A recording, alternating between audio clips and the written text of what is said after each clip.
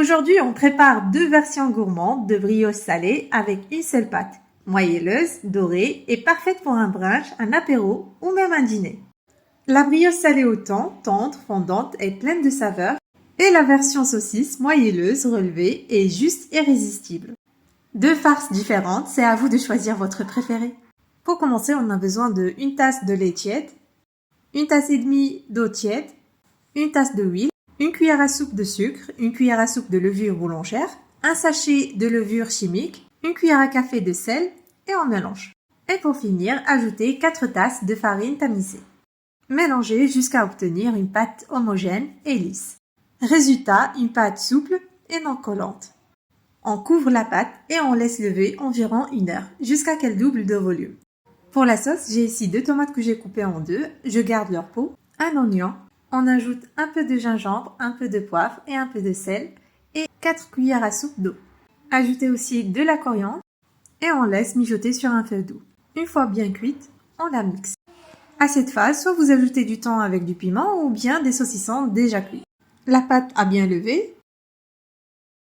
Vous pouvez façonner vos brioches de différentes manières. Dans cette vidéo, je vais vous montrer deux façons. Alors, une en carré, soit vous formez des grands carrés ou bien des petits. Vous mettez la farce au milieu, puis vous fermez les coins avec un olive pour décorer. Pour badigeonner vos brioches, vous pouvez soit utiliser un jaune d'œuf avec un peu de vinaigre, une cuillère à café. Si vous avez une sensibilité, vous pouvez utiliser du lait avec du paprika. Ça va donner une jolie dorure. Pour la cuisson, le four doit être préchauffé à 180 degrés, chaleur du bas pendant 10 à 15 minutes, puis la chaleur du haut pendant 5 à 8 minutes.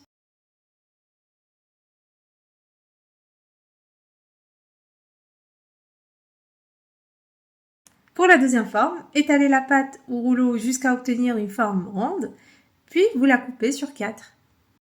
Vous ajoutez votre farce, soit au thon ou bien au saucisson, un peu de fromage et vous la pliez.